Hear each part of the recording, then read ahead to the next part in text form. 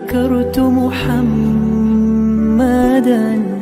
فترى دموع العاشقين تسيل. هذا رسول الله، هذا المصطفى، هذا لرب العالمين خليل. صلى عليك الله يا علم الهدى، ما ناح طير في الغصون يمين. يا حبيبي يا شفيع يا شفيع، يا حبيبي يا شفيع يا شفيع. صلى الله عليك يا حبيب الله.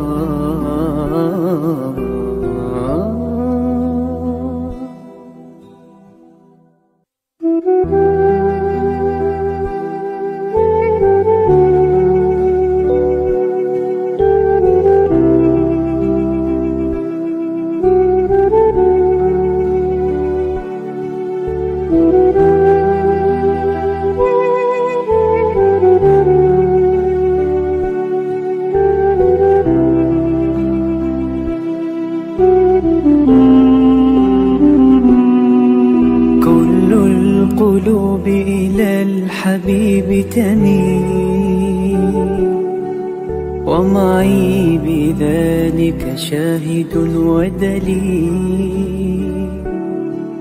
أما الدليل إذا ذكرت محمدا فترى دموع العاشقين تسيل. هذا رسول الله، هذا المصطفى، هذا لرب العالمين خليل. صلى عليك الله يا علم الهدى، ما ناح طير في الغصون يمين. يا حبيبي يا شفيع يا شفيع، يا حبيبي يا شفيع يا شفيع. صلى الله عليك يا حبيب الله.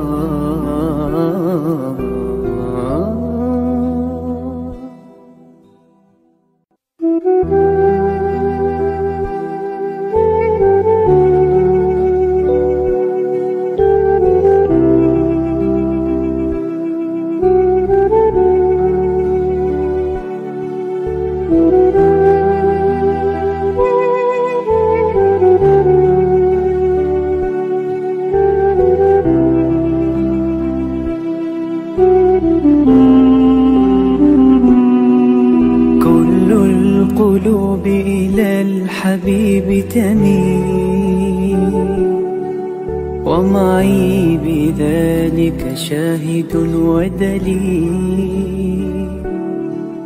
أما الدليل إذا ذكرت محمدا فترى دموع العاشقين تسيل.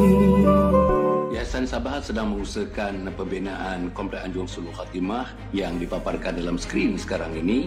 Yang kedua ialah tentang buku yang saya tulis, ada 3 serangkai buku yang boleh didapati sekarang. Dan yang ketiga ialah FMCC atau First Move Childcare Center, iaitu sebuah taska yang mengambil pelajar-pelajar atau anak-anak daripada umur 2 bulan sampai 4 tahun. Yang ketiga ialah Telegram, di mana saya minta teman-teman para penonton menghimpunkan seluruh tenaga yang ada, pemikiran yang ada untuk kita mendaulatkan ajaran Islam, insya-Allah. Tuan-tuan, seluruhnya ini kalaupun ada imbuhannya, semuanya kita masukkan dalam tabung Anjur Husnul Khatimah. Minta tuan-tuan dan puan menderma, minta tuan-tuan menginfak, minta tuan-tuan melakukan apa saja bagi kita merealisasikan program Komplek Anjur Husnul Khatimah.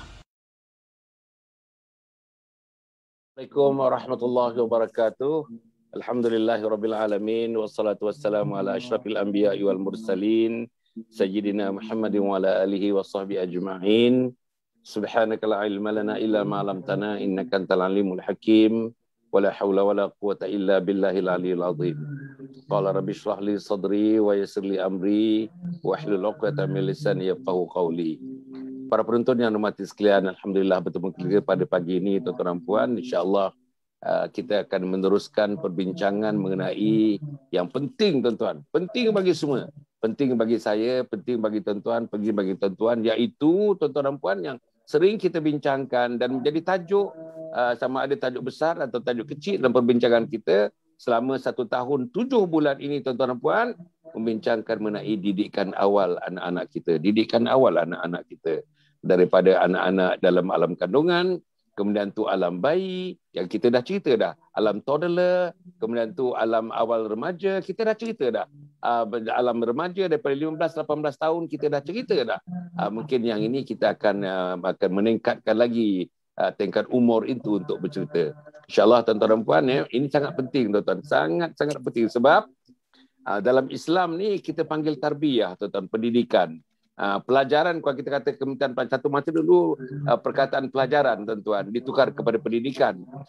Pelajaran ni dikatakan oleh pakar-pakar sebagai transfer of knowledge from one person to another. Maknanya kita pindahkan ilmu daripada satu orang ke satu orang yang lain. Tapi pendidikan ni, tuan-tuan, bukan saja pindah ilmu, itu bezanya. Pelajaran dengan pendidikan berbeza. Pendidikan atau tarbiyah ini ialah mendidik manusia ke arah untuk mengabdikan diri kepada Allah. Mendidik manusia supaya akidahnya tepat. Mendidik manusia supaya amalnya baik. Mendidik manusia supaya akhlaknya bertepatan dengan akhlak Islam. Dan akhirnya, maka terbentuklah yang namanya peribadi mukmin, peribadi muttaqin, peribadi muslim. Ini yang kita hendak. Ini namanya tarbiyah. Ini namanya pendidikan. Yang dibincangkan oleh ustazah kita pagi ini, tuan-tuan dan puan, sejak beberapa minggu yang lalu sampai ini dan juga minggu-minggu yang akan datang, ialah cerita mengenai pendidikan tarbiyah itu. Bukan cerita tentang pelajaran. Tetapi kita mencerita lebih kepada membentuk peribadi sehingga muncul peribadi yang soleh, peribadi yang solehah. Itulah namanya pendidikan. Okey, bersama kita tuan-tuan dan puan, Ustazah Maudah Ali, Ustazah Cinta Maudah Ali, tentu ada alhamdulillah bersama dengan kita dan akan meneruskan pembentangan perbincangan yang akan dipimpin oleh beliau, dan nanti saya serahkan kepada beliau lah apa perkara yang nak diberikan perhatian kepada pagi ini, tuan-tuan dan puan. Sebelum itu, malam tadi, kalau tuan-tuan ingat malam tadi, alhamdulillah tuan-tuan, malam tadi kali yang keduanya kita paparkan satu family. Suami, tuan-tuan, saya sebut namanya pasal bagus, Ustaz Abdul Rashid. Isteri yang pertamanya Dr. Sumayyah, dan isteri yang keduanya ialah Ustazah Siti Nur. Jadi mereka duduk poligami sebumbung, tuan-tuan, sebumbung. Dengan anak 10 orang pun duduk sebumbung. Anak bersama-sama dengan ibu dan ayah, anak-anak bersama dengan seluruhnya, sama ada mak betul atau mak tiri dan sebagainya, hidup sebumbung. Alhamdulillah tuan-tuan, kita tengok semalam bagus, tuan-tuan, bagus. Pengulas kita yang berbahagia, Profesor Dr. Nur Azniza daripada Universiti Utara Malaysia telah mengulas dengan baik setiap satu yang kita kemukakan dan direspon oleh mereka, tuan-tuan dan puan. Kemudian nanti diulas oleh Profesor Dr. Nur Azniza daripada Universiti Utara Malaysia. Alhamdulillah, hiduplah tuan-tuan, hidup. Dan yang pentingnya, tuan-tuan dan puan, bukan kita nak menonjolkan diri kita, bukan nak kita riak, bukan nak sombong, bukan nak ujub, tapi tuan-tuan, kita nak masalahkan saya di Yayasan Sabaha ni. Bila kita panggil family yang sedemikian ni, ada banyak lagi family yang kita akan panggil, yang bersedia untuk bersama dengan kita. Bukan kita nak menonjolkan diri seseorang, menonjolkan suami isteri, menonjolkan keluarga, tidak. Tapi kita nak menonjolkan cantiknya Islam bila diamalkan. Cantiknya Islam bila diamalkan. Sebab itu kita akan tertarik kepada Islam. Macam mana poligami? Poligami, cantiknya poligami tuan-tuan. Daripada awal hingga akhir, 2 kali muncul dengan kita. Diulas oleh Profesor Dr. Nur Azriza. Dia sendiri pun kagum tuan-tuan, kagum dengan apa yang ditunjukkan oleh Ustaz Abdul Rashid dan apa yang ditunjukkan oleh isterinya Dr. Sumayyah dan apa yang ditunjukkan oleh isteri keduanya Ustazah Siti Nur, insya-Allah.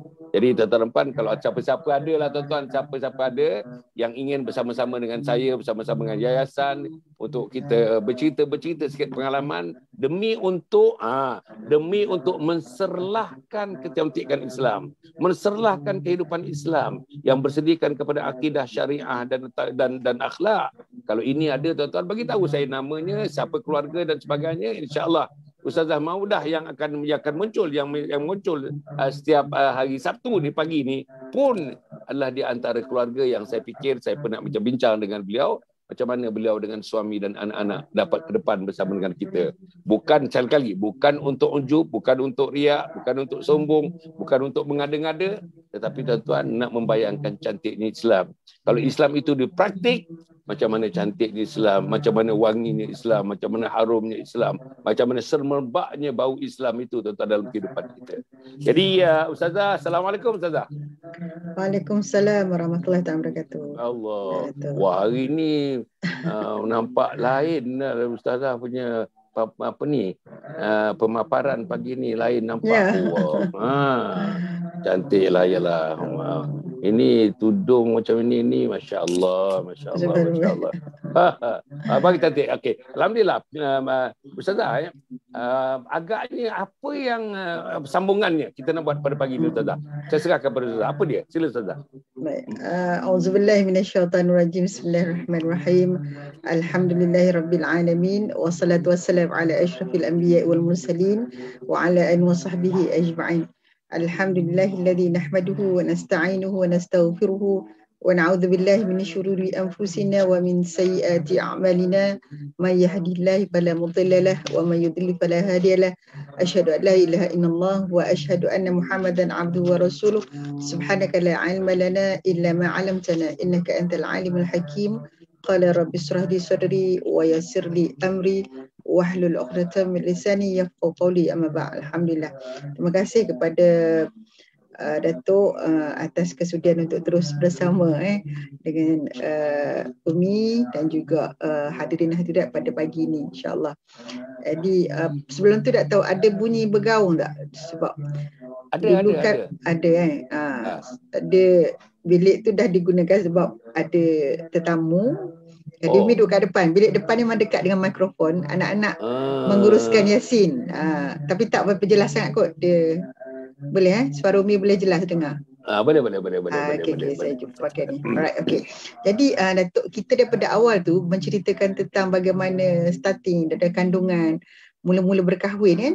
Jadi hari ini topiknya adalah berkaitan dengan bagaimana kita nak buat pusingan tu balik. Maksudnya kita dah cerita semua sampai dan sekarang hari ini menceritakan bagaimana pendidikan, kata mak bapak ni tak lepas daripada pendidikan pranikah. Gitu.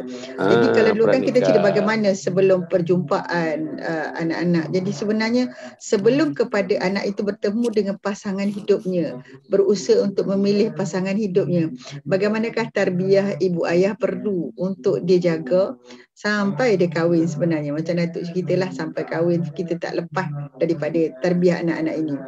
Jadi Datuk, saya boleh teruskan Datuk Sila. Okey. Namanya tuan-tuan dan puan para penonton pendidikan pranikah. Pendidikan pranikah Sila. Dah sampai dah ni. Jadi bismillahirrahmanirrahim. Jadi kalau kita tahu sebenarnya anak-anak ini masa peringkat awal di sekolah rendah atau sekolah menengah, mereka ni sudah didedahkan dengan pendidikan seks.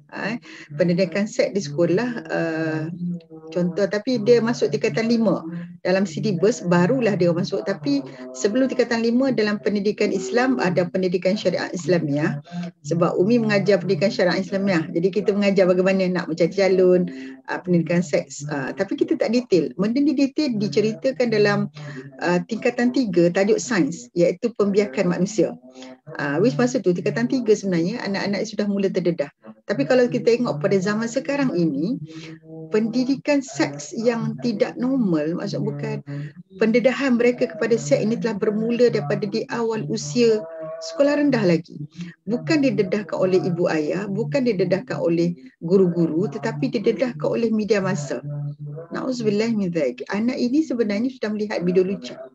Anak ini kadang-kadang ada yang sudah bergaul dengan sahabat-sahabat yang mendedahkan mereka pada pergaulan macam ni. Jadi tak heranlah kalau kita dapat kes, macam baru dah kes dekat satu sebuah negeri ni, seorang pelajar lelaki berusia 8 tahun memperkosa temannya berusia 6 tahun. Macam mana dia tahu tu? Itu mestilah bila polis siasat sebenarnya berpunca daripada video lucah. Ayah dia tengok video lucah, dia lalu, dia tengok. Lepas tu bila mak ayah tidak ada di rumah Datuk, dia buka video tu, dia tengok. Bila dia tengok, dia nak praktiskan dengan kawan dia. Kawan dia ataupun adik dia. Sebab mereka masih lagi tak ada ni apa dia. Yang dia tahu ialah unsur kenikmatan. Jadi ibu-ibu, ayah dan juga sahabat-sahabat, betapa pentingnya ibu sebenarnya bila tahap mereka berusia dalam usia yang sudah agak matang, yang sudah kita boleh faham tentang konsep ini, kita mesti bagi tahu tentang tarbiyah ini. Mak atau ayah sendiri yang kena bagi tahu. Bermula daripada bila anak kecil-kecil dulu tanya, mak, saya ni lahir ikut mana? Kau orang Kedah. Saya kan budak kecil selalu, budak umur 3 tahun, 4 tahun bila cakap, dia kan heran. Saya lahir melalui mana? Jadi masa tu kita tak cerita. Detail kan Datuk, kita tak cerita Datuk. Kita kata mak keluar daripada perut. Jadi bertepatanlah sebenarnya dengan firman Allah Subhanahu Wa Taala dalam surah An-Nahl. Auzubillahi minasyaitonirrajim. Bismillahirrahmanirrahim. Wallahu akhrajakum min butuni ummahatikum la ta'lamuna syai'a. Yang mana Allah mengeluarkan kamu daripada perut ibumu dalam keadaan tidak mengetahui sesuatu pun. Dan bila anak ini sudah sampai satu tahap matang, kita boleh bacakan ayat ini. Sebenarnya kata Allah mengeluarkan kamu daripada perut ibu. Daripada kamu tidak tahu kepada tahu. Masa inilah juga sebenarnya kita telah memberi jawapan yang tidak mengelak lah dan tidak ni. Kita terang pada anak-anak sebenarnya proses bagaimana proses melahirkan. Dah boleh cerita dah lahir macam mana, sakitnya macam mana. Kalau dulu-dulu kita cerita sakit je, tapi kita tak cerita satu bab, iaitu dari mana mereka keluar. Jadi bila dah sampai matang, kita kena tahu.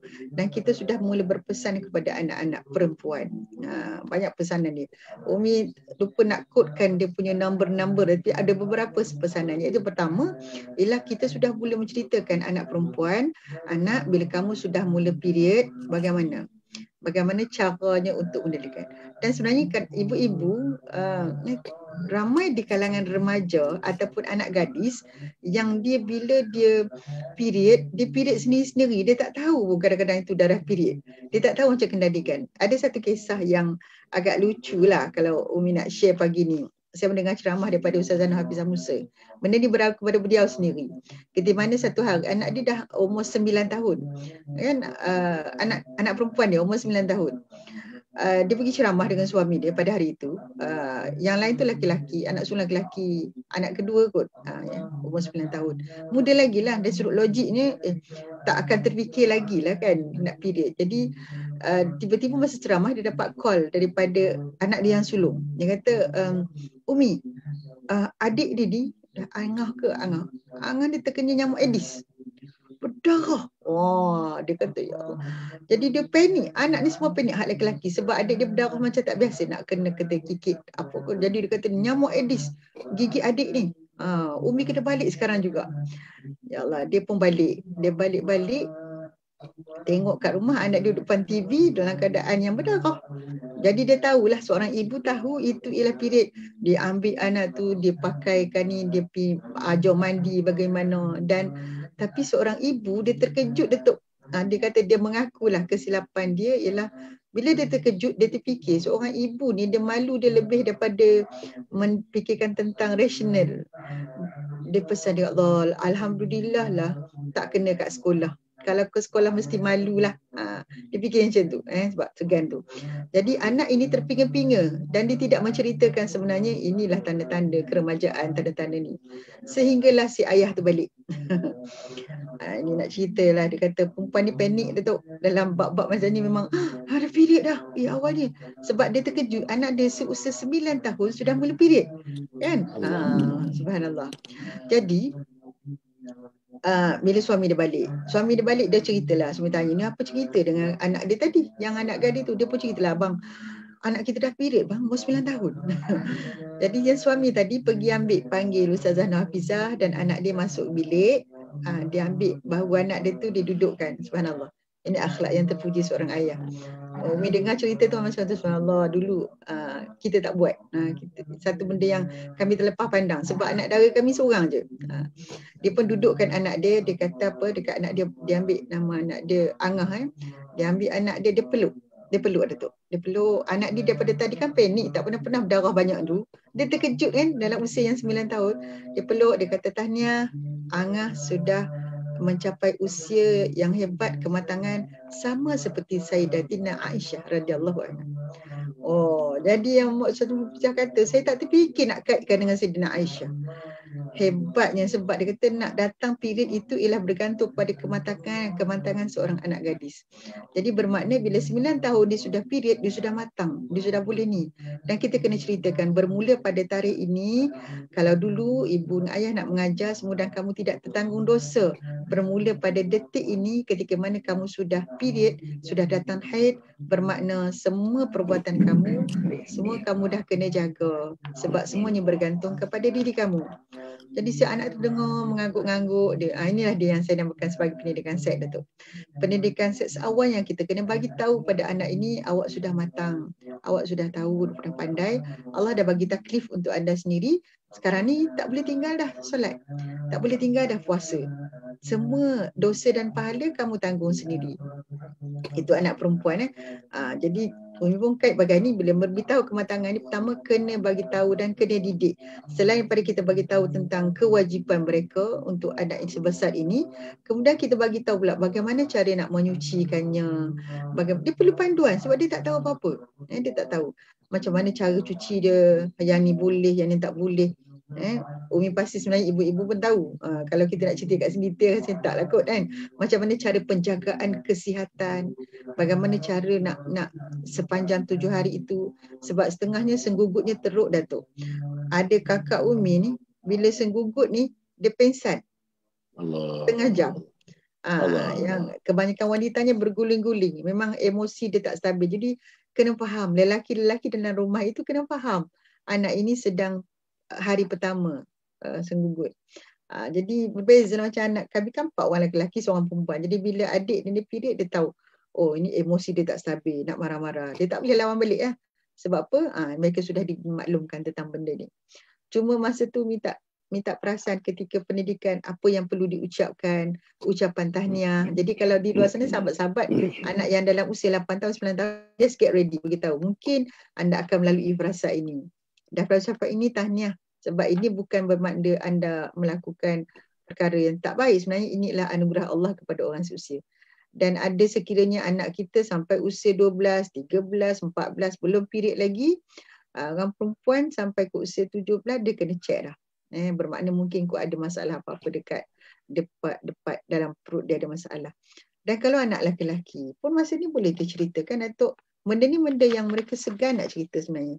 Tapi bila kadang-kadang ada anak lelaki remaja yang tidak tahu pun bahawa dia dah sebenarnya sudah balik. Dia tahu dia mimpi. Dia tengok cerita ni dia mimpi. Dia tak tahu bila bermimpi ihtilam. Dia kena jelas pada anak-anak.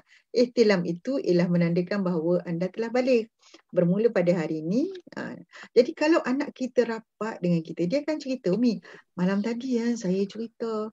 Saya mimpi gini. Oh, kata, tahniah, kamu dah balik tu. Yang pula terkejut. Oh, galak dia ni cerita ni. Dah gitu.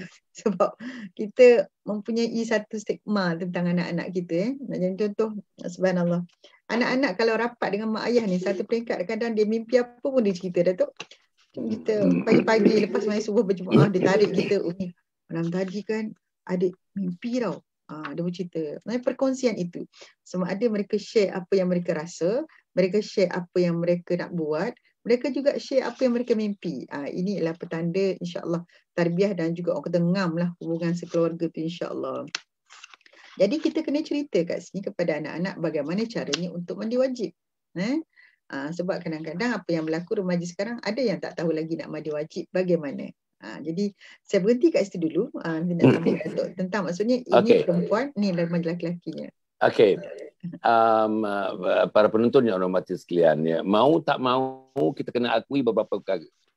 Dari segi masyarakat Melayu lah, masyarakat Melayu Islam Melayu ni, rasanya seks ni sesuatu yang tabu.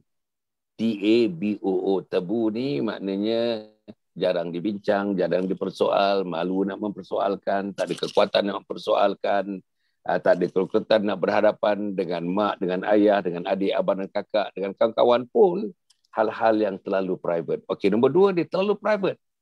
Some of us, hal-hal yang berkaitan dengan misalnya katakanlah remaja, balik itu terlalu private.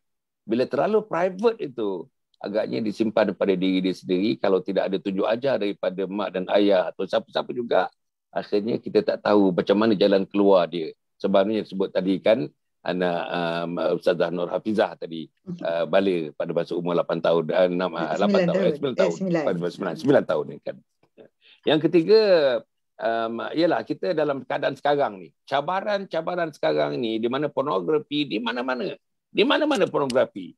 You suka pun tengok, you tak suka pun tengok, kerana didedahkan sebegitu rupa atas nama commercialization, commercial, ya. Jadi memaparkan wanita, memaparkan lelaki dan wanita dan sebagainya, kadang-kadang to the extent of melakukan hubungan yang begitu antara lelaki dan perempuan dipaparkan. Kadang-kadang tidak ada seurat benang pun dipaparkan. Jadi anak-anak yang katakanlah melayari internet, yang melayari Facebook, yang melayari Instagram, yang melayari TikTok dan sebagainya, akan muncul ini. Ini namanya pop-up. Pop-up itu akan muncul begitu dalam berbagai bentuk, ya. Jadi bila dia didedahkan begitu, sudah sentuhlah dia punya inclusiveness, ya. Dia punya inquiry, dia punya naluri ingin tahu dan benda ni menyeronokkan, ingin tahu dan menyeronokkan. Kalau ingin tahu saja mengenai haiwan-haiwan yang bela-belaan kita nak tahu kucing dan sebagainya, itu lain. Tapi ingin tahu dan menyeronokkan, dua-duanya combine, ini satu benda yang kalau tidak diberikan pendidikan, tarbiyah, rasanya sangat sayanglah. Kesannya sangat besar. Mungkin setelah dia balik, tapi sembahyang dia tidak buat juga, atau puasa dia tidak buat juga, atau amalan-amalan yang ditegah oleh Allah dia buat juga, pasal dia kata dia belum lagi masuk dalam alam yang ada kiraman katibin, raqib dan atid bersama-sama dengan mereka. Jadi inilah saudara yang saya fikirkan. Okey, Ustazah, dalam kita mendepani masalah masyarakat Melayu dan sebagainya, masyarakat Barat, pendidikan seks masyarakat Barat ni sudah berpuluh-puluh tahun, tuan-tuan. Puluh-puluh tahun dah. Di Kanada misalnya, tempat saya belajar dulu, di Amerika Syarikat misalnya, biasa. Tetapi cara mereka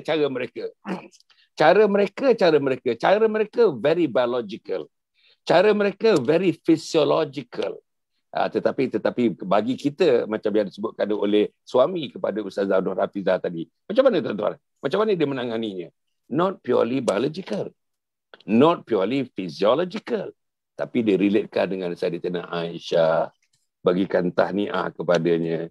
Kan itu tak ada dalam ilmu Barat, tak ada tu, tak ada benda-benda macam itu tu. Ada datang haid itu ada, memang ada tuan-tuan. Menstruation tu memang ada, menstrual flow tu memang ada. Tetapi menyampaikan kepada anak-anak dalam bentuk suami Nur Hafizah tadi, Ustazah Nur Hafizah, rasanya tak ramai. Even kita orang Islam, orang Melayu sendiri pun tak ramai bersikap yang sedemikian, mempunyai persediaan mental untuk menghadapi anak-anak dalam keadaan itu sedemikian rupa.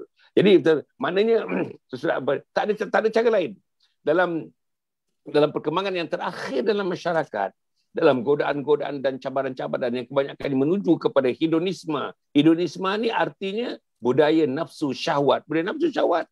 Maka anak kita terkepung dengan budaya itu. Jadi kitalah yang sepatutnya insya-Allah menjadi peneraju utama dalam keluarga kita. Ayah terutamanya, mak kemudiannya, diikuti dengan Kak Long dan Abang Long dan sebagainya, untuk bersedia menghadapi keadaan-keadaan ini. Macam mana bersedia, nanti Ustazah akan ceritakan.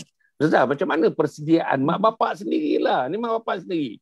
Mak bapak kadang-kadang masih memegang lagi tabu. Mak bapak kata-kata, alah, lama-lama dia tahulah nanti. Itu dia. Lama-lama dia tahulah. Biar dia self-discovery. Biar dia sendiri akan discover. Alah, nanti cikgu dia ada kat sekolah, kan ada cikgu Ustazah. Ustazah ada tu. Takkan kita pula. Hai nak menerangkan tu tak keluar nanti. Tak keluar nak menerangkan. I pun tak tahu nak menerangkan. Jadi tuan-tuan dan puan, sebagai ibu dan ayah, kalau itulah dialog ibu dan ayah suami isteri, tuan-tuan, apa nak jadi kepada anak-anak kita, apa nak jadi pada keluarga kita. Jadi macam mana pendidikan seks ini, Ustazah, dalam pendidikan seks, tuan-tuan, bila sebut pendidikan seks, bukan western, tuan-tuan, bukan pendidikan seks secara Islam ini, bagaimana mesti diterapkan dulu di kepala ibu dan ayah. Sila Ustazah. Baik, terima kasih Datuk. Memang bila tebu dan malu. Itu ditambah ekstra itu.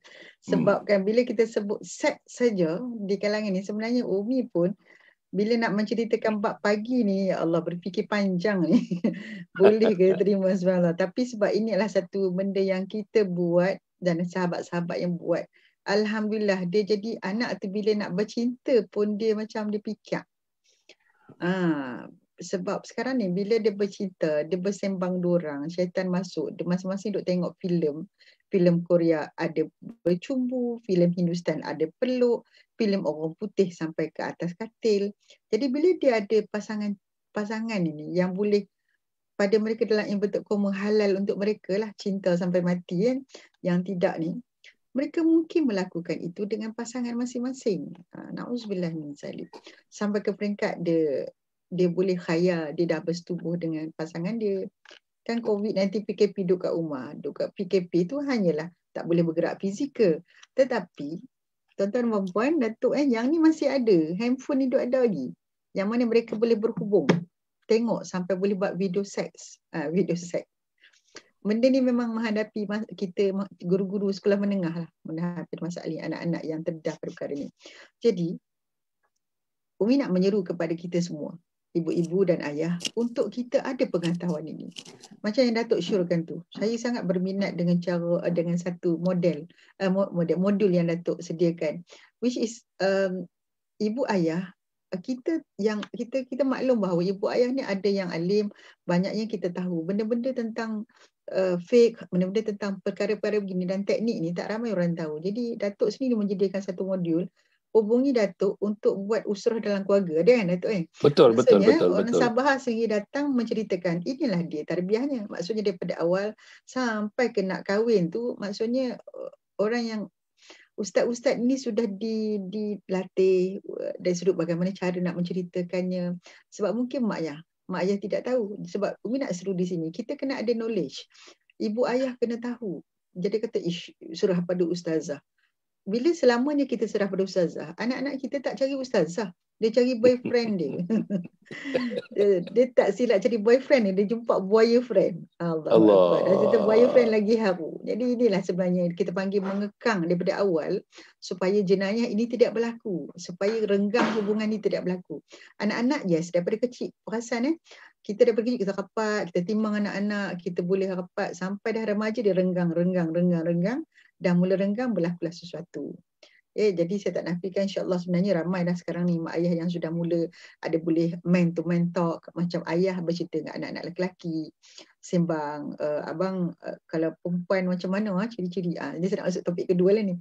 Dah masuk yang tadi awal pendidikan seks tu dah, maksudnya dah sorahah ibu ayah berterus terang tentang pendidikan seks pada anak-anak peringkat awal. Mencerita kalau dulu kita malu dulu, kata satu ketika dulu macam Umi intro bagi tahu ke anak-anak tentang pendidikan seks dalam usrah. Kata satu ketika dahulu Umi bila anak-anak tanya di mana keluar ni, Umi tak tahu nak cerita macam mana. Tapi sekarang semua orang dah tahu keluar ke mana melalui pada pelajaran yang awak belajar. Dan juga Umi nak jelas lagi sekali tentang bagaimana seks ni berlaku. Jadi di sini kena tekan ke anak-anak tentang onani. Onani, apa tu onani? Apa hukum dia, apa hukum gay, apa hukum lesbian, apa hukum homoseks, apa hukuman zina, apa hukumannya bunuh diri. Pendedahan kena ada. Jadi tak lain tak bukan, pendedahan ni kena ada pada anak-anak. Mak bapak kena ada ilmu dulu.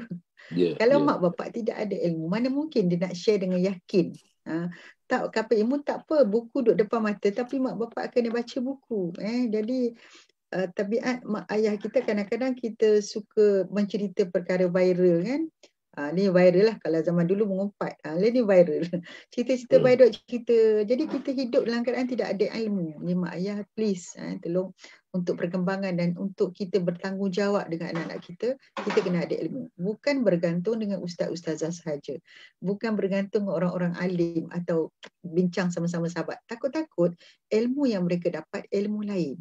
Ilmu yang tidak kena dengan tarbiyah Islam sebenarnya.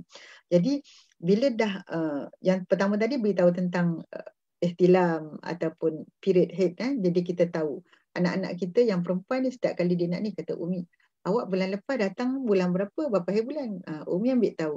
Oh tadi ni, jadi mungkin 2-3 hari lagi nak period dah kak. So kak ready lah, ready kita pergi bawa dia pergi beli barang, keperluan dia, tuala wanita dia, beritahu ciri-ciri yang mana tu wanita yang bagus. Jadi dia rasa macam okey, mak dia tahu tentang kehidupan dia, mak dia tahu tentang ni, jadi dia akan share banyak.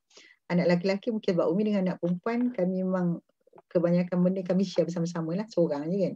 Jadi kalau ada anak ramai pun tak ada masalah, maksudnya semua benda anak-anak boleh refer kat mak ayah yang lelaki. Okey, jadi yang kedua, isu yang kedua, yang pertama tadi tentang awal macam mana dia nak matang. Yang kedua ialah pemilihan pasangan. Jadi tak salah sebenarnya ibu dan ayah sudah bertanya, kalau mungkin borak santai ataupun sembang, ciri-ciri suami dan isteri yang kena. Kalau dulu kita awal perbincangannya, Datuk kita awal tu kita cerita macam mana ciri pemilihan pada lelaki itu. Tapi kalau dalam tarbiyah ini kita nak cerita ciri-ciri wanita, ciri-ciri lelaki yang anda pilih berdasarkan kepada tarbiyah mak ayah. Kalau kita dorongkan kepada jalan yang baik, maka ciri-ciri mereka pilih isteri yang kena dengan kita. Kita sebenarnya tak kelam. Mak kalau boleh, mak nak menantu mak ni doktor, menantu mak ni orang kaya, orang yang ada ni supaya anak mak kerja senang. Itu kita ajar material. So di sini banyak perbincangan yang Umi dan anak-anak kami, anak-anak lah kalau duduk sama-sama masing-masing pasal masa depan, dia akan share masing-masing. Alung akan cakap, Umi kalau kami lah perempuan yang kami nak macam ni. Ada yang bahagian lawak-lawak dan bila seriously matter cakap macam ni. Kenapa Long tak nak kawan lagi? Anak Umi dah umur 24. Tanya dia, Long tak nak kahwin lagi Dalam Long rasa tak cukup matang lagi lah untuk menjaga seorang wanita. Lalu boleh jaga Umi dulu. Bila Long dah sedia, dah tu Allah akan bagi tahu. Tapi ciri-ciri wanita yang Long suka macam ni. Jadi kenalah. Jadi bila ada satu hal yang mungkin tak kena dengan ni, dengan apa yang kita ni, kita bagi tahu. Itu sorahahnya ataupun terus terang. So dia pun tahu. Dia tahu bahawa nak mencari seorang wanita mestilah tak boleh kontras sangat dengan mak dia. Itu pada dia. Bukan kita bagi tahu. Bukan kita yang tetapkan mereka kena cari orang macam ni. Abang mesti macam ni. Kita dah guideline. Jadi anak-anak zaman sekarang mereka nak bebas sebenarnya Datuk. Dia nak bebas. Tapi bebas dia tu terbang tu umpama yang Umi boleh cerita ialah tentang melepaskan wow. Wow kan kita lepas tinggi tetapi kita pegang. Ini namanya tarbiyah. Bukan macam lepaskan burung dia berterbang terus tak tahu ke mana. So kita kan wow, kita lepaskan dia tapi kita still pegang dia. Akidah kena jaga, amalan kena jaga. Sebab itulah bila walaupun dah kahwin macam apa yang Datuk buat, dia masih lagi pagi-pagi bersama. Umi cerita ni dengan anak-anak, best Umi. Boleh kita jadi macam keluarga Datuk Hassan nanti? Boleh insya-Allah. Jadi bila anak-anak duduk, kita cerita anak-anak duduk kat Melaka, ke mana boleh datang. Dan rumah kita ni kena jadikan satu tempat kita usrah, ruang tamu ini jadi tempat yang untuk meriahkan lagi. So anak-anak dah nampak dah in future mereka macam mana. Kita boleh gambarkan, kita boleh share. Iaitu kita menceritakan tentang bila dah cerita masuk tentang pemilihan, yang pertama awal nak masuk remaja, yang kedua ialah tentang pemilihan, yang ketiga perbincangan seks yang boleh diceritakan pada anak-anak ialah merujuk kepada surah Al-Baqarah ayat 223. Bismillahirrahmanirrahim. Nisa'ukum harthul lakum fa'tu harthakum anna syi'tum. Isteri-isterimu adalah seperti tanah tempat kamu bercocok tanam. Maka datangilah tanah tempat bercocok tanammu sebagaimana sahaja yang kamu kehendaki. Jadi ibu kalau dengan ayah sama ada nak selotop sendirian atau mungkin boleh buat dalam bentuk usrah, menceritakan bagaimana sebenarnya adab-adab ketika bersama. Adab-adab ketika kita. Sebab ada setengah anak-anak tu dia tak tahu ni isu-isu yang dapat pada Umi bagaimana sebenarnya mereka mendatangi isteri dengan cara dajjal. Bukan cara dajal yang saya maksudkan. Macam mana nak kata Datuk dengan cara yang tidak sopan. Ini isu orang Melayu kita. Sebab mereka terlalu dengan Western berkiblatkan cara macam ni daripada buku-buku yang mungkin tidak betul dari sudut teknik adabnya. Jadi mereka buat tu tak ada panduan. Jadi ini ibu ayah kita juga kena ada ilmu, kita juga kena ada caranya. Mungkin penceritaan ini penceritaan yang Umi lebih, kalau Umi cadangan Umi lah seorang-seorang. Bila anak tu dah sampai nak kahwin, kita kena slow talk dengan dia, panggil dia, abang macam ni apa yang Umi belajar, sekian-sekian, supaya dia tak rasa nak segan sangat. Kalau ada yang kekuatan boleh cerita dalam usrah tapi pada Umi ini masih lagi ni, sebab kisah ni pada zaman Nabi Muhammad SAW, bagaimana Rasulullah menegur seorang sahabat yang mendatangi isteri dengan cara adab dia kata adab kaum paganisme. Dia masih lagi terpengaruh dengan itu, menyebabkan isterinya rasa kurang selesa dan kurang senang. Jadi diberitahu pada Nabi Muhammad SAW, jadi Nabi cerita benda ni. Jadi kalau Nabi Muhammad cerita pada kita, pada sahabat-sahabat, caranya apa salah untuk kita ibu ayah terus mentariah kepada anak-anak kita, insya-Allah. Jadi benda ni kena baca juga pada anak kita, surah Al-Mu'minun ayat 5 hingga 6. Bismillahirrahmanirrahim. Walladzina hum li furujihim hafizun illa ala azwajihim aw ma malakat aymanuhum fa innahum ghairu malumin. Menceritakan bahawa Allah sebenarnya bagi kepada kita dipanggil apa, menjaga kemaluannya, menjaga farasnya itu kecuali pada orang-orang dibenarkan. Maksudnya bila anak kita perempuan, kita beritahu dia, nak bila dah kahwin kau kena setia kat suami. Beritahu anak lelaki, kalau dah kahwin kena setia kat isteri. Dia benda ni Allah jaga, sebab pandangan mata kamu, pandangan ni kadang-kadang berlaku orang yang dah kahwin muda-muda bila dah kahwin dia nampak ada orang lebih indah daripada isteri dia, maka berlakulah kecurangan dalam perkahwinan. Disebab kita tak tanam benda ni. Kita pasak kita ialah Al-Quran. Kita ajar betul-betul. Jadi benda ni kena dimaklumkan kepada mereka. Macam mana dia kata cara-cara untuk menggauli isteri, cara-cara untuk menjaga. Ada satu falsafah Datuk orang kata kalau anak kita bergaduh atau masalah, mak bapak jangan campur tangan. Umi sebenarnya ada satu prinsip lain. Prinsip iaitu menjaga tepi kain orang. Yang silapnya adalah kita ambil tahu dan kita mengumpat. Tapi kalau jiran kita ada masalah dan memerlukan bantuan, tak salah kalau kita nak report polis kalau isteri dia kena dera. Betul tak tu? Ramai orang kata tak boleh jaga tepi kain orang. Sebab apa? Kita jaga tepi kain untuk tujuan yang negatif. Tapi kalau jaga tepi kain orang untuk kita tahu susah dia, kita tahu masalah dia, anak-anak ni kita bagi panduan, merujuk pada ni, tak salah sebenarnya. Begitu juga dengan anak-anak kita. Sekiranya anak-anak kita yang sudah berkahwin tadi menghadapi masalah rumah tangga, mak bapak kena ambil tahu dan bukan menjadi batu api, tak. Kalau boleh, mak bapak menjadi penyelesai yang terbaik untuk anak-anak dengan mengambil kira masalah anak kita, mengambil kira masalah menantu kita. Tak ada bias. Mentang-mentanglah anak dia bela anak dia. Menantu dia tak salah. Kan? Mak lah ni terutama ini sayang kat anak dia. Anak mak tu memang tak pernah anak yang baik, tapi dia dapatkan kau ni jadi kurus kering. Sebab menderita perangai kau. Tak boleh. Jadi itulah sebenarnya peranan ibu ayah.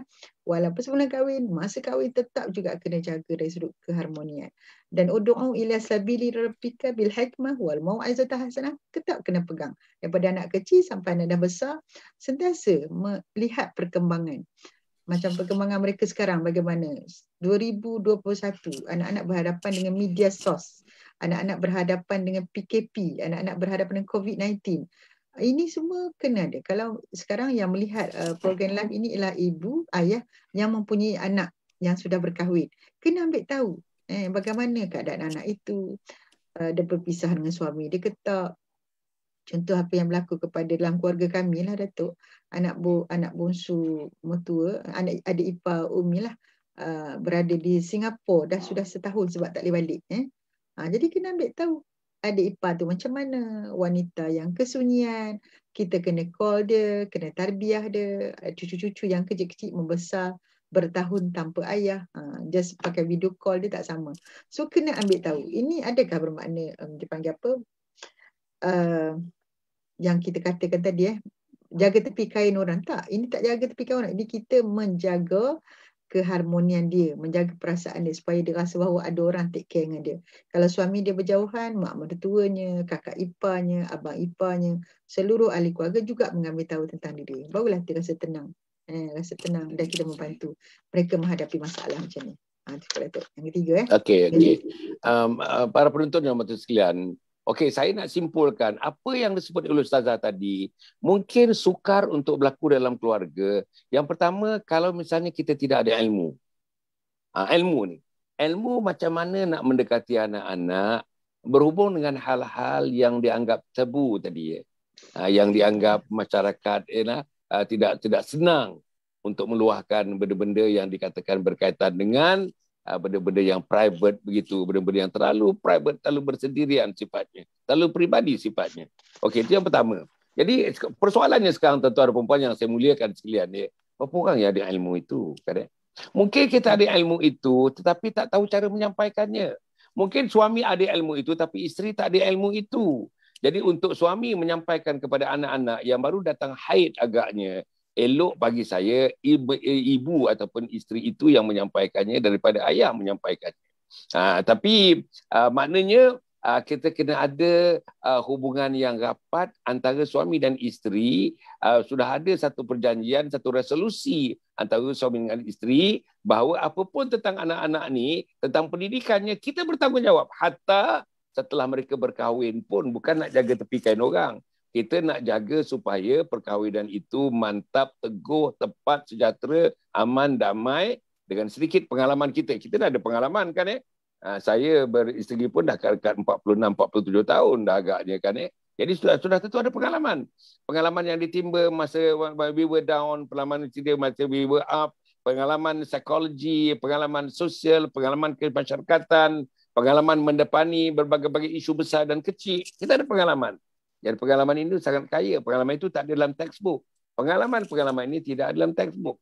Misalnya apa yang berlaku kepada Ustazah Nur Hafizah yang ceritakan tadi, saya ulang balik. Tak ada dalam textbook. Itu tak ada dalam textbook. Jadi macam mana suaminya, tuan-tuan dan puan, Dr. Azhar Yaakob yang saya kenal sangatlah, tuan-tuan dan puan, macam mana dia mendepani, macam mana dia meyakinkan anak yang umur 9 tahun tadi datang haid dan tadi, itu pun satu pengalaman yang saya fikir yang dilalui oleh ibu dan ayah, dan kita kena ada ilmu. Itu yang pertama, ilmu. Yang kedua, tuan-tuan dan puan, saya fikir ilmu ada satu hal dan kita mesti mengambil perhatian bahawa ilmu seks ini, mau tak mau, anak-anak kita bila dalam kumpulan dia cerita itu. Memang dia cerita itu. Terus kita itulah orang yang dewasa pun, tuan-tuan, cikgu-cikgu ke ustaz-ustaz pun dalam bilik guru biasanya giat-menggiat cerita itulah, tuan-tuan dan puan. Tapi dalam bentuk yang lain. Bukan giat-menggiat cerita poligami, cerita monogami, cerita poliandri, berbagai-bagai. Kan itu menjurus kepada situ.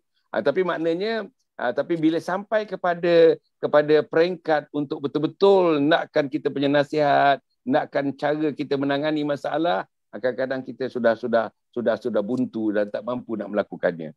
Yang ketiga, saya fikir yang penting tuan-tuan dan puan ialah dalam kita menangani masalah seks, terutamanya tentang anak-anak ini. Maknanya dalam suasana yang penuh dengan cabaran, saya ulang balik, penuh cabaran ni tuan-tuan dan puan. Kalau kita tengok keliling, tengok rumah urut yang banyak, tengok tempat-tempat restoran kafe-kafe yang terlalu banyak, tengok tempat-tempat bersantai-santai yang terlalu banyak. Kalau dulu sebelum PKP itu, tuan-tuan 24 jam. Macam mana kedai makan 24 jam? Kita tengok anak dara, anak teruna sampai pukul 3 pagi bersama-sama. Kemana mereka, tuan-tuan dan puan? Ini pun satu persoalan. Tapi kalau mak bapak tidak mengambil perhatian, mak bapak tak ambil tahu, anak-anak dara kita pukul 3 pagi masih lagi di kedai mamak dan sampai bersama dengan boyfriendnya, maknanya ada sesuatu yang sangat tidak kena pada rumah itu. Dan yang keempat, tuan-tuan dan puan, saya merasakan ialah kita mesti apa pun mesti ada pendekatan agamanya. Mesti. Kalau tidak, tuan-tuan, kita tidak dapat mencapai satu penyelesaian. Agama menyelesaikan. Para penonton yang betul-betul, agama menyelesaikan. Islam menyelesaikan. Nabi Muhammad menyelesaikan. Al-Quran menyelesaikan. Hadis menyelesaikan. Jadi tuan-tuan dan puan, kalau itu tidak ada, maknanya tidak dicari dan sebagainya. Dan kita boleh dapat di mana-mana sekarang. Ustazah seperti Ustazah Maudah ni cukup banyak, tuan-tuan. Ramai sebenarnya. Di taman-taman kita ada, hanya kita tidak menjengah mereka. Hafiz dan Hafizah cukup banyak di kawasan kita sekarang ni. Tapi kita tidak menjenguk, kita tak datang ke masjid, tak datang ke surau, tak bergaul dengan ulama, tak bergaul dengan orang-orang agama, maka kita tak berjumpa dengan orang-orang yang sedemikian. Dan yang akhirnya tuan-tuan dan puan, yang saya fikir ni, ini modeling ya. Modeling ni sangat penting ya. Maknanya sayang kalau misalnya jiran tetangga kepada Ustazah Maudah. Sayang sangat pada saya lah kalau tidak mendapatkan khidmat nasihat daripada beliau. Tuan-tuan tengok apa yang diperkatakan. Daripada siri yang pertama sekarang dah siri yang keberapa tuan-tuan? Mungkin siri yang ke-7 dah sekarang. Kalau kita tidak mengikutinya, kita tak gunakan. Ustazah Maudah ni dan yang lain-lain serupa macam Ustazah Maudah ni. It's a gift tu, it's a premium gift. Gift yang ada premiumnya, maknanya satu anugerah Allah Subhanahu Wa Taala diletakkan dalam komuniti kita yang mempunyai nilai yang sangat tinggi. Dan kalau kita tidak ambil, tuan-tuan, kalau tidak gunakan, begitu juga kita tak gunakan orang-orang alim di kawasan kita, tuan-tuan dan puan. Dan saya nak sebut satu hadis Nabi Muhammad sallallahu alaihi wasallam. Saudara-saudara, dia kata nak dapat ibadah ni, apa dia caranya? Ada beberapa perkara disebutkan. Yang pertama, memandang Kaabah itu ibadah. Yang kedua, memandang mushaf Al-Quran itu ibadah. Yang kedua, memandang muka ibu bapa itu ibadah. Yang keempat, memandang laut itu ibadah. Yang kelima, tuan-tuan dan puan, yang kelima, memandang laut itu ibadah dikatakan, ya tuan-tuan. Yang kelima yang disebut dalam hadis itu ialah, tuan-tuan dan puan, saya dah lupa dah. Nanti saya ingat balik. Tadi saya dah ingat, saya lupa dah. Tapi yang kelima tu, tuan-tuan dan puan, Jadi maksudnya, tuan-tuan, memandang laut pun dah ibadah. Jadi tuan-tuan dan puan, insya-Allah tidak lain dan tidak bukan kita memandang sesuatu yang untuk Allah Subhanahu Wa Taala itu sudah tentunya menjadi satu ibadah. Jadi maknanya apa yang saya nak sebutkan, tuan-tuan. Terima kasih pada Ustazah. Memandang orang alim, memandang wajah orang alim, memandang wajah orang alim ibadah. Saya ulang balik. Pertama, melihat Kaabah itu ibadah. Yang kedua, melihat mushaf Al-Quran itu ibadah. Yang ketiga, melihat wajah ibu bapa itu ibadah. Yang keempat, melihat laut itu ibadah. Yang kelima, tuan-tuan, melihat, Masya Allah, yang saya katakan tadi, orang-orang alim, wajah-wajah orang alim itu ibadah. Jadi, para penuntut, orang alim yang macam mana? Ni, minta maaf, tuan-tuan. Ini. Ustazah Maudah dan suaminya ni, tuan-tuan. Minta maaf, saya rasa. Ini adalah bintang-bintang yang disebut, bintang-bintang di angkasa raya. Yang kita kena berpandukan kepada bintang-bintang itu untuk hidup. Sayang sangatlah kalau Ustazah Maudah tu, Yayasan Sabaha cuba buat macam ni, jauh. Yayasan Sabaha ni, tuan-tuan, di Kuala Lumpur. Mereka dibaling, tuan-tuan dan puan. Tapi kalau misalnya kita berjalan ke rumah Ustazah Maudah dalam 7 minit, 5 minit berjalan, tak menggunakan Ustazah Maudah, sayang sangatlah, tuan-tuan. Inilah dia, tuan-tuan, talent yang ada dalam masyarakat yang boleh menunjukkan jalan ihdinas siratal mustaqim, menunjukkan jalan yang benar. Inilah di antara manusianya. Ustazah, yang akhirnya, Ustazah, dalam kita bercerita ni, Ustazah, tentang pendidikan seks ini. Dan pendidikan seks ini, tuan-tuan dan puan, saya haraplah. Saya pun, tuan-tuan, ialah saya maklumlah, tuan-tuan, saya tidak mendapat kesempatan begitu. Ialah saya orang laki-laki, kan, tuan-tuan dan puan. Tapi saya, ialah mak bapak saya guru agama kampung, guru Quran, imam, mak saya guru Quran, kan. Jadi ada sikitlah, tuan-tuan, ada sikitlah hal-hal, walaupun tidak ada penceritaan yang macam Ustazah cerita ni, tuan-tuan. Tapi paling tidaknya ada. Yang adik-adik perempuan pun nampaknya ada sikitlah. Walaupun penceritaannya agaknya 20-30 tahun dulu berbeza dengan penceritaan sekarang. Tapi maknanya ada concern. Mak bapak concern. Bila sudah berlaku al-baligh, bila sudah berlaku alam perempuan yang datang haid dan sebagainya. Yang saya nak tanya pada yang nak minta Ustazah ulas, Ustazah, khususnya kepada anak-anak kita ni lah. Anak-anak kita ni. Jadi maknanya, anak-anak saya, anak-anak kita semua ni, anak tuan-tuan dan perempuan yang baru. Ustazah kan anak umur 24 tahun kan 24 Ustazah yang tua. Yang sulung 24 tahun. Bayangkan 24 tahun ni dah that is a marriage age kan dan memang perkahwinan. Sampailah kepada Ustaz cerita tadi. Kita nak cerita tentang gerbang perkahwinan. Saya tengok tuan-tuan dan puan, kalau tak ceritakan benda ni, kalau kita kahwin betul-betul ikut kehendak nafsu semata-mata, maka tuan-tuan ialah akibatnya ialah nafsu lah yang kita dapat. Tapi kalau kita kahwin untuk mendapat redha Allah dan mengikut sunnah Nabi Muhammad, maka setiap saat perkahwinan kita itu diganjari oleh Allah Subhanahu Wa Taala. Jadi tentang itu, tuan, gerbang ni. Ustaz ada cerita tadi perkahwinan, tapi gerbang itu. Dia punya kata orang, macam mana nak kepada anak kita. Saya harap sangat, tuan-tuan, sebab keruntuhan rumah tangga ni antara sebabnya ialah kerana ibu dan ayah dan teman-teman tidak awal-awal lagi menyediakan minda, menyediakan mental, menyediakan spiritual, menyediakan emotional, menyediakan physical untuk menghadap satu dunia baru. Ride di Passage. Nama tuan-tuan, Ride di Passage ini besar tuan-tuan dan puan. Tapi sayangnya tuan-tuan dan puan, mereka masing-masing pergi dengan cara masing-masing. Macam mana Ustazah? Sebenarnya saya nak sentuh jugalah pasal ini sebenarnya. Ramai orang menghabiskan duit yang banyak, masa yang banyak, buat persediaan untuk satu hari majlis perkahwinan. Tetapi mereka tidak bersedia untuk mendepani hari kedua selepas perkahwinan sekalipun. Maksudnya Datuk, ramai orang bersedia nak kahwin kerana excited nak kahwin. Dan mereka tak tahu sebenarnya ilmu kurang untuk berdepan dengan masalah selepas perkahwinan. Sebab tu baru ni ada dengan kaunselor-kaunselor dekat kawan-kawan dekat sini lah. Agak-agaknya kata kita kena buat ni satu program untuk orang muda yang baru kahwin. Mereka kahwin tapi tak bersedia untuk menghadapi cabaran selepas perkahwinan. Rupa-rupanya bila orang masuk macam dia seolah-olah dah kahwin kat sini, masuk kat gerbang perkahwinan, dia seronok, indah semua kat sini. Tapi bila masuk ke dunia perkahwinan tu, tujuh lagu ni ke? Dengan mak pertuanya, dengan pak mertuanya, dengan adik-beradik sebelah sini, adik-beradik sebelah sini, tak masuk ipai dua lagi, sepupu sepapan lagi. Sebenarnya dia masuk satu dunia yang bukan saja perlu kepada percintaan, tetapi perlu kepada persefahaman, perlu kepada kasih sayang, perlu kepada tolak ansur. Saya, Umi suka menceritakan satu kisah seorang sahabat saya. Sekejap Umi cepat saya ni. Kawan ini seorang wanita yang kira dalam kalangan kami ni yang menjaga lah. Menjaga maksudnya bila dia, Allahumma bila dia keluar pada tandas, dia jaga. Tapi, subhanallah, bila berkahwin, selepas seminggu, dia nangis. Datuk pasal apa? Dia kata dia tak tahanlah dengan suami dia. Suami dia tu lepas je dia mandi, dia akan cek, dia akan tengok tuala sidai kat mana. Macam mana cara sidai tuala tu. Memang kemah lebih, dia kata 3 kali ganda daripada dia.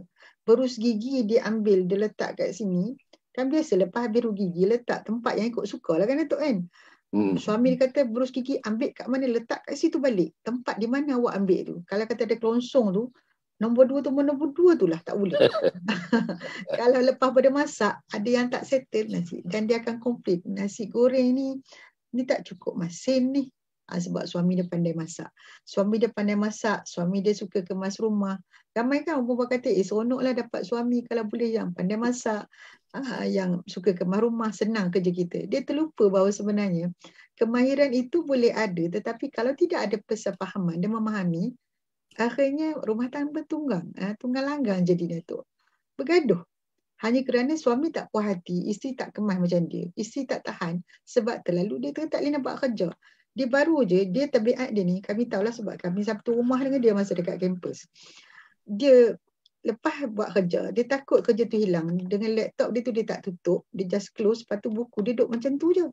Bangun-bangun pagi, dia kata, Umi, semua buku dah tak ada atas meja. Semua sudah dikemaskan oleh suami dia. Tak tahu nak cari. Atau kertas-kertas yang kat sebelah tu semua suami dah ambil dan buang. Bayangkan buang tu, dia sedang sambung mengaji master. Bahan-bahan dia semua tak ada. Tak tahan lah. Hampir-hampir mereka ini berpisah Datuk. Dengan sebab oleh bantuan sahabat-sahabat. Masa tu kami, yelah mak bapak dia tak tahu. Sebab dia kata kalau dia cerita mak ayah dia, mesti mak ayah dia gelak kat dia. Jadi dia cari cikgu-cikgu pensyarah dan juga kami tolong settlekan. Barulah ada persefahaman, serasikan semula. Suami dia menerima seadanya. Sebab itulah bila ada nak masuk gerbang perkahwinan, jangan tengok yang indah-indah. Doalah kepada Allah. Ya Allah, ya Tuhanku, jodohkanlah aku dengan seorang yang memahami. Memahami maksudnya menerima kelebihanku dan menerima kekurangan tu. Meraihkan kelebihan kita dan boleh menyelami dan membantu kekurangan kita. Masa di awal perkahwinan, saya suka balik kepada rumah tangga saya, Datuk. I'm not the best. Ini saya cakap, I'm not the best marriage. Maksud saya bukanlah rumah tangga yang sangat bagus untuk diikuti. Tapi Umi cuba untuk jadi orang yang terbaik pada diri sebagai seorang isteri. Awal-awal perkahwinan, Umi dah beritahu pada suami, abang kalau abang mencari seorang isteri yang pandai masak, silap. Saya tak pandai masak pun. Tapi saya berusaha untuk belajar masak daripada hari ke hari. Abang suka makan kari, saya belajar masak kari. Abang suka makan nasi daging, saya buat nasi daging. Google ada, YouTube ada. Zaman dulu kan ada kawan-kawan, saya belajar. Jadi sedikit demi sedikit belajar. Tak ada yang perfect. Maka masa tu Mila sebagai seorang perempuan. Dari dari situ bila kita kahwin, Misa bercakap, kita ni perfectionist kita menang seorang lelaki sebelum jadi suami, kita nampak semua indah. Nampak semua the best. Nak cerita terus terang, Umi dah tulis 100 ciri-ciri suami yang saya nak kahwin. Sama salah Sayyidina Muhammad. Datuk, bila dah kahwin dengan dia, Umi cek balik 25 je yang betul. Lagi 35 tak ada. Banyak sangat kan, sebab wanita ni dia berimpian tak, dia macam berangan. Nanti macam ni. Kita dapatlah. Dan tapi bila kita doa dengan Allah, dapatkan yang memahami, insya-Allah dia akan terus memahami kita hatta tuluz zaman. Kita dapat daripada mula dia kahwin sampai insya-Allah Allah ambil nyawa salah satu, kita doakan kita bahagia dunia dan akhirat. Dunia dan akhirat maksudnya bersama kat dunia dan bersama di akhirat, insya-Allah. Itulah Datuk. Okey. Para penonton, saya nak tengok ramai sebenarnya yang bagi respon ni. Saya rasa ya, Ustazah Maudah ni di antara orang-orang pilihan lah yang bersama-sama kita Yayasan Sabha ni, tuan-tuan dan puan. Jangan lupa, tuan-tuan, jangan lupa nanti pada 9 hari bulan 10 nanti, tuan-tuan. 9 hari bulan 10 ni kita lama dengan Ustazah ni dalam 3 jam setengah, tuan-tuan dan puan. Daripada 9.30 sampai pukul 12.30 tengah hari. Nak cerita apa ketika itu? 9 hari bulan 10 Oktober. Lambat lagi, tuan-tuan. Percuma, tuan-tuan. Webinar. Apa yang kita nak cerita? Khidmati ayah bonda hingga akhir hayat. Khidmati ayah bonda hingga akhir hayat. Masya Allah, tuan-tuan. Pernah tak tuan-tuan nak cerita dengan anak-anak macam mana kamu mesti menkhidmati ayah dengan mama ni sampai akhir hayat? Bila mama dan ayah sihat, apa kamu nak buat? Bila mama dan ayah sihat dan sakit, apa kamu nak buat? Bila mama dan ayah nanti berada dalam sakratul maut, apa kamu nak buat? Bila mama dan ayah terbujur majlis jenazah, apa kamu nak buat? Bila ayah sudah dikuburkan, apa kamu nak buat? Harta tinggalan ayah, apa kamu nak buat? Tuan-tuan, siapa yang ada ilmu tentang ini? Bagi tahu saya, tuan-tuan. Inilah dia 9 hari bulan 10. Saya dengan Ustazah Maudah, tuan-tuan, Ustazah Cinta Maudah Ali akan bersama dengan Ustazah ni, tuan-tuan, mengendalikan program itu. 9 hari bulan 10. Tapi pada yang dekatnya 28 hari bulan 8, tuan-tuan. 28 hari bulan 8. Hari ini 24, betul-betul tinggal lagi 1 bulan 4 hari. Kita akan mengadakan program webinar yang kedua. Free, percuma, tuan-tuan dan puan. Apa tajuknya? Husnul Khatimah, impian setiap Muslim. Kalau misalnya tuan-tuan fikir yang tuan-tuan tak mati, mungkin tak perlu ikutlah. Tapi kalau tuan-tuan fikir tuan-tuan mesti mati, kullu nafsin dha'iqatul maut, setiap yang hidup mesti mati, yang bernyawa mesti mati, maka tuan-tuan perlu ikuti program ini, insya-Allah. Inilah program tuan-tuan yang mendekati betul, menyentuh jiwa, menyentuh perasaan dan membuka ruang fikir kita. Macam mana kita nak bertemu dengan Allah Subhanahu Wa Taala. Lalai semayang boleh tak bertemu dengan Allah. Tak pandai baca Quran boleh tak bertemu dengan Allah. Bergaduh siang malam dengan isteri boleh tak bertemu dengan Allah. Tak tegur mak mentua boleh tak bertemu dengan Allah. Macam musuh kepada jiran boleh tak bertemu dengan Allah. Benda-benda yang kita bawa balik ke rumah, rezeki yang kita bawa balik ke rumah, ada unsur-unsur haram, syubhah, boleh tak kita bertemu dengan Allah. Tak keluar zakat, boleh tak kita bertemu dengan Allah. Benda-benda inilah, tuan-tuan. Benda-benda inilah. Saya harap tuan-tuan dan puan 28 hari 8 saya dengan Ustaz Nur Hizam. Ustaz Nur Hizam, tuan-tuan, bagus Ustaz ni, tuan-tuan. InsyaAllah, tuan-tuan, saya pukul 9.30 pagi sampai pukul 12.30 tengah hari. Percuma, tuan-tuan. Kita limitkan pada 500 orang. Yang dengan Ustaz Maudah pun kita limitkan 500 orang saja, tuan-tuan dan puan. Jadi, tuan-tuan, apa yang perlunya? Beri nama, beri nombor telefon, beri email. Kalau ada email, tak ada, tak apa. Dan beri alamat. Pasal apa beri alamat? Ada yang nak sijil nanti. Kita postkan sijil. Yang nak physical certificate tu kita akan postkan physical certificate. Alhamdulillah, tuan-tuan dan puan. InsyaAllah teman-teman yang bersama dengan kita, tuan-tuan, kita punya top fan, namanya Farah Hayana. Bagus, tuan-tuan, menyediakan sijil itu. Allah, inilah, tuan-tuan dan puan. Farah Hayana di mana, tuan-tuan dan puan? Di Sungai Petani di sana. Saya tak pernah berjumpa fizikal dengan dia pun. Tapi kerana Allah Subhanahu Wa Taala, program-program yang kita buat di sijil tu, dia yang mengeluarkan sijil itu. Masya Allah, tuan-tuan. Inilah sumbangan, tuan-tuan. Kita nak bekerja untuk agama ni. Tuan-tuan, bukan besar-besar. Yang memberi ceramah masa Maudah ni itu besar. Kata yang nak prepare memberikan ceramah. Nak beri ceramah macam saya pagi dia, tuan-tuan. Ada preparation, tuan-tuan. Buka sana, buka sini, tengok sana, tengok sini. Bukan hanya mengejul-gejul begitu aja. Tak ada tuan-tuan dan puan. Saya fikir tengok Ustazah Maudah tuan-tuan. Hari itu cerita 20 perkara tuan-tuan. 10 yang pertama dan 10 yang kedua. Saya tengok notanya, dia buka notanya. Masya Allah tuan-tuan. Tuan-tuan ingat mudah ke tuan-tuan? Kita hanya minta nak mendengar. Tuan-tuan minta nak mendengar saja pun ada di antara kita tidak bersedia untuk mendengar.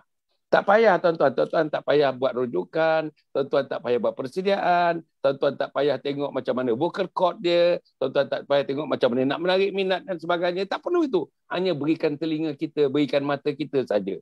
Dan itu pun setengah daripada kita tak mampu nak buat. Minta maaf lah tuan-tuan puan. Saya fikir inilah dia benda-bendanya. Kalau kita misalnya tidak ada ilmu, inilah caranya tuan-tuan. Kita nak pergi kelas, nak daftar masuk universiti, nak daftar masuk sekolah tinggi dan sebagainya. Mungkin tak mampu kita nak buat. Tapi yang ini, okey tuan-tuan. Jadi insyaAllah tuan-tuan puan, yang kedua Ustazah, kita dah mula dalam 9 hari dah. Sijil wakaf tunai. RM10, RM50 dan RM100. Tuan-tuan dan puan, saya faham musim COVID ini ada yang berhenti kerja, ada yang potongan gaji sampai 20%, 30%. Saya faham. Tapi tuan-tuan dan puan, dalam hadis disebutkan nilai sumbangan, nilai infak yang paling tinggi ialah di mana kita tak mampu, ketika itulah kita menyumbang tuan-tuan. Tumbang 10 sen pun 10 sen, RM1 pun RM1, RM2 pun RM2. Apa RM1 tuan-tuan? Tuan-tuan boleh beli apa? Pergi supermarket buat RM1. Tuan-tuan boleh beli apa tuan-tuan dan puan? Sekarang ni tuan-tuan bawa duit RM100, pergi supermarket, pergi pasar malam, tuan-tuan bawa balik macam mana? Banyak mana tuan-tuan bawa balik? Itulah tuan-tuan dan puan. Sebab itu saya fikir sangat penting sijil wakaf tunai. Dan saya nak menyerukan kepada siapa yang nak berbakti, nak dapat tambahan pahala, tuan-tuan jadi wakil kepada kita untuk tuan-tuan mengedarkan sijil wakaf tunai itu. Sijil wakaf tunai itu tuan-tuan bayar RM10, RM50, RM100 dan sebagainya tuan-tuan dan puan, semuanya akan dimasukkan tabung dana membina komplek Anjung Husnul Khatimah. Jadi tuan-tuan dan puan, saya tak perlu terangkan, setiap minggu saya terangkan apa dia komplek Anjung Husnul Khatimah. Tuan-tuan dan puan. Kemudian yang ketiga, saya harap tuan-tuan dan puan, insya-Allah macam Ustazah dah sebut tuan-tuan. Kita ada satu unit yayasan ni. Ustazah pun akan saya minta tuan-tuan terlibat samalah. Semalam Ustaz Arsyad dengan dua orang isterinya, Dr. Sumayah dan juga Dr. Siti Nur, pun saya dah pelawa untuk memberikan sumbangan. Apa sumbangan kita? Sumbangan ilmu kita. Kita ada namanya usrah keluarga, tuan-tuan. Usrah keluarga sakinah. Apa dia tuan-tuan dan puan? Kalau tuan-tuan menghadapi masalah yang kita timbul tadi, masalah nak relate dengan anak-anak, masalah nak bawa agama kepada anak-anak, masalah anak-anak tidak minat kepada agama, masalah sukar nak mengejutkan pagi anak-anak bersembahyang subuh, masalah tuan-tuan anak tidak tahu baca Quran, masalah Al-Quran tidak bertapak dalam rumah, masalah sudah berbulan-bulan dalam COVID-19 ni tak dengar bacaan Al-Quran. Daripada mulut ibu tak dengar bacaan Al-Quran. Daripada mulut ayah tak dengar bacaan Al-Quran. Daripada mulut anak-anak tak dengar bacaan Al-Quran. Tuan-tuan nak tahu? Dalam hadis disebutkan, itulah kubur-kubur. Itulah, selain daripada kubur biasa, itulah lagi kubur-kubur dalam dunia. Di mana Al-Quran tidak dibacakan di rumah itu. Tuan-tuan dan puan yang mati sekalian. Jadi saya harap, tuan-tuan, jadi kami ada satu unit di Yayasan Sabahan ni boleh bantu.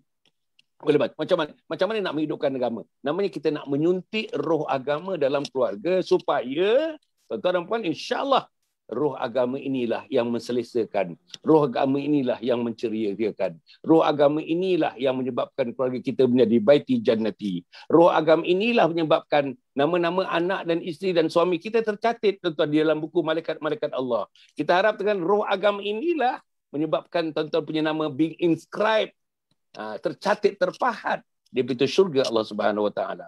Jadi tuan-tuan dan puan, saya harap sangatlah tuan-tuan kepada siapa yang memerlukan khidmat unit usrah keluarga ni, tuan-tuan hubungi saya terus. Kita boleh bincang macam percuma tuan-tuan, percuma. Khidmat ini pun atas nama dakwah tuan-tuan, percuma, masya-Allah tuan-tuan. Inilah yang yayasan buat tuan-tuan. Kebanyakannya percuma tuan-tuan. Inilah yang kita buat. Saya harap tuan-tuan kita raikanlah bersama-sama. Bukan saya minta diraikan, saya tak perlu. Saya hanya minta diraikan oleh Allah Subhanahu Wa Taala di akhirat nanti. Manusia tak perlu meraikan saya tuan-tuan dan puan. Inilah yang kita buat, inilah yayasan buat. Everything kebanyakannya percuma. Besok tuan-tuan bila dah tertegak komplek Anjung Husnul Khatimah, yang miskin tuan-tuan, yang anak yatim, yang fakir tuan-tuan dan puan, asnaf, kumpulan asnaf, free tuan-tuan besok. Besok free. Tuan-tuan duduk dalam bilik, satu bilik 2 orang, satu bilik 2 orang, macam bilik 3-star hotel. Makanan 3-star hotel, penginapan 3-star hotel, sajian 3-star hotel, layanan 3-star hotel. Ilmu yang disampaikan pun semua bilik-bilik. 10 bilik cara-carahan, satu auditorium fully aircon, tuan-tuan, fully aircon. Bilik tidurnya semua aircon, bilik makannya semua aircon. Tuan-tuan nampak ini antara free tuan-tuan, untuk yang miskin-miskin ni free, yang fakir miskin free. Apa nak buat? Inilah sumbangan Yayasan Sabha. Inilah sumbangan kita. Kalau tuan-tuan Allah tunjukkan jalan ke pintu syurga Allah Subhanahu Wa Taala kepada kita semua. Jadi tuan-tuan dan puan jadi saya harap jangan tuan-tuan itu usrah keluarga. Yang akhirnya kita punya Telegram. Tolonglah tuan-tuan, Telegram kita ni. Saya nak seramai-ramainya. Saya nak 10,000, saya nak 20,000, saya nak 30,000. Biar ramai tuan-tuan. Pasal apa? Tuan-tuan tengok Telegram kita tuan-tuan. Pagi-pagi. Saya yakin pagi-pagi. Sekarang pukul 8, pukul 9 dah ada new updates. Dah ada tuan-tuan kata orang new posting. Tuan-tuan dalam bahasa Inggerisnya ada ceramah pendek saja. 2 minit, 3 minit, 4 minit, 5 minit. Maksimum 5 minit tuan-tuan. Masya-Allah, berbagai-bagai aspek. Qurannya ada, hadisnya ada, kata-kata ulama'nya ada, kata-kata permata pun ada. Macam mana yang berlaku pada seluruh dunia masyarakat Islam pun ada. Artinya hari-hari tuan-tuan akan dilengkungi, tuan-tuan akan dipagari oleh benda-benda yang berkaitan dengan Islam dan perkembangan Islam dalam hidup kita ini, insya-Allah. Jadi tuan-tuan pergilah kepada Telegram kita dan pergi dan sebarkan kepada anak, isteri, adik, abang dan kakak. Bukan kena bayar apa tuan-tuan. You don't need to pay a single cent. What you need to do is to download the Telegram and go to the link. Linknya ialah Anjung Husnul Khatimah. That's about all. Jadi saya harap tuan-tuan dan puan, insya-Allah mudah-mudahan Ustazah saya harap kita sambung lagi. Agaknya minggu depan ni apa Ustazah nak cerita? Agak-agaknya. InsyaAllah kita banyak bincang sebagai khalasah lah kepada taliah ni Ustaz. Datuk kita tengok pesanan Luqman Hakim dalam Masya Allah. Sebagai penutup lah. Rujuk surah itu. Allah. Tuan-tuan yang 20 hari bulan ni yang baru ni, betul-betul hari raya haji, betul-betul hari malamnya tuan-tuan, kita usrah keluarga. Satu keluarga Ustazah, keluarga dia pengkalannya dinilai. Tetapi dia punya anak-anak ni di Melaka, ada di Perak, ada di Singapura, semuanya online. Tuan-tuan, antara yang besar 63 telefon. Setiap satu telefon tu keluarga. Satu telefon tu ada 4 keluarga, 5 keluarga, satu telefon. Tuan-tuan. Bayangkan tuan-tuan ada 63 telefon, aktif telefon yang mengikuti program usrah itu tuan-tuan puan. Masya-Allah. Kebetulan tuan-tuan puan dalam keluarga itu kita antaranya Ustazah dia punya pengisiannya ialah baca Quran satu muka dan translation. Satu muka. Tuan-tuan dalam keluarga tu ada Ustaz Iqbal namanya. Bekerja dengan UiTM. Bacaannya baik, Ustazah. Baik bacaannya. Masya Allah. Taranumnya, makhrajnya, tajwidnya. Masya Allah. Inilah saya yang kata permata-permata. Kalau tidak digilap dalam keluarga ni, sayang Ustaz Iqbal ni kalau tidak digunakan dalam keluarga. Tuan-tuan nampak okey. Lepas tu kita baca translation, lepas tu pilihanlah. Kita ada sikit tahlil. 7 minit je kita bagi tahlil. Yang ringkas saya tahlil. Lepas itu barulah dari segi tausiah saya punya tazkirah tuan-tuan dalam 20 minit tazkirah saya. Kalau 2 orang misalnya saya dengan Ustazah besok misalnya dalam program itu kita bantu tu Ustazah ambil 15 minit, saya ambil 15 minit. Jadi kita semuanya pergi kepada kenapa mesti Islam tegak dalam rumah. Kenapa Islam mesti tegak waktu subuh? Kenapa Islam mesti tegak waktu zuhur? Kenapa Islam mesti tegak waktu asar? Kenapa Islam mesti tegak waktu maghrib? Dan kenapa Islam mesti tegak waktu isyak? Inilah tuan-tuan dan puan, inilah sumbangan kita kepada masyarakat, kepada umat Islam dan sebagainya insya-Allah. Jadi tuan-tuan dan puan hubungi saya. Yang ingin tuan-tuan kepada itu ke arah itu hubungi saya. Jangan kita buang ego tuan-tuan, buang ego. Alah, Dr. Hasan apa dia boleh buat kan Ini anak kita lah yang tahu. Betul. Tapi tuan-tuan dan puan tuan-tuan tak nak ke-share pengalaman kita dalam 30-40 tahun ni tuan-tuan dan puan. Tak mau ke-share dengan buku-buku yang kita baca. Saya dah tulis 43 buku tuan-tuan Bukan ujub, saya tak ujub. Tak nak ke-share sikit. Adakah perkataan-perkataan dia sejak saya berdakwah 40 tahun yang lalu sampai sekarang? Adakah yang tak betul? Adakah tuan-tuan terbaca dalam di mana-mana Hasan Ali tak betul misalnya?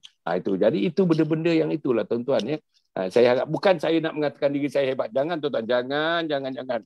Tapi apa yang saya nak katakan, saya bersama dengan 120 ustaz, 150 ustazah yang telah bersama-sama dengan saya 1 tahun 7 bulan ini, mereka semuanya termasuk Ustazah Maudah, bersedia sangat untuk membantu umat, tuan-tuan. Membantu umat.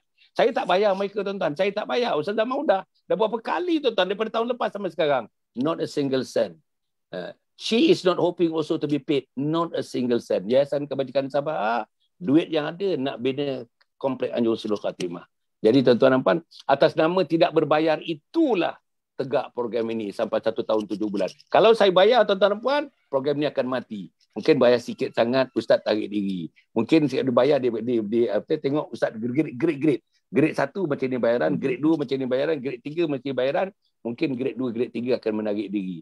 Jadi tuan-tuan dan puan, pasal semuanya tidak berbayar. Lillahi ta'ala, tuan-tuan, inna salati wa nusuki wa mahyaya wa mamati lillahi rabbil alamin. Sebab itulah program ini tegak sampai hari ini, tuan-tuan dan puan, insya-Allah. Jadi Ustazah, terima kasih banyak-banyak Ustaz. Terima kasih banyak-banyak. Terima kasih kepada semua, terima kasih kepada suami, terima kasih kepada anak-anak yang mengizinkan Ustazah bersama dengan kita ini. Terima kasih kepada teman-teman Ustazah, terima kasih kepada sahabat-sahabat dan sebagainya. Insya-Allah tuan-tuan dan puan, marilah kita mendapatkan insya-Allah memandang wajah ulama, memandang wajah orang alim. Itu sudah merupakan satu ibadah kepada kita. Insya-Allah. Aku qauli hadza wa astaghfirullahalazim li wa lakum wa lisairil muslimina wal muslimat innahu wal ghafurur rahim. Wassalamualaikum warahmatullahi wabarakatuh. Yayasan Sabah sedang mengusahakan pembinaan Komplek Anjung Husnul Khatimah yang dipaparkan dalam skrin sekarang ini. Yang kedua ialah tentang buku yang saya tulis, ada 3 serangkai buku yang boleh didapati sekarang. Dan yang ketiga ialah FMCC atau First Move Syarikat Center, iaitu sebuah taska yang mengambil pelajar-pelajar atau anak-anak dari umur 2 bulan sampai 4 tahun. Yang ketiga ialah Telegram, di mana saya minta teman-teman para penonton menghimpunkan seluruh tenaga yang ada, pemikiran yang ada untuk kita mendaulatkan Islam, insya-Allah. Tuan-tuan, seluruhnya ini kalaupun ada imbuhannya, semuanya kita masukkan dalam tabung Anjung Husnul Khatimah. Minta tuan-tuan dan puan menderma, minta tuan-tuan menginfak, minta tuan-tuan melakukan apa saja bagi kita merealisasikan program Komplek Anjung Husnul Khatimah.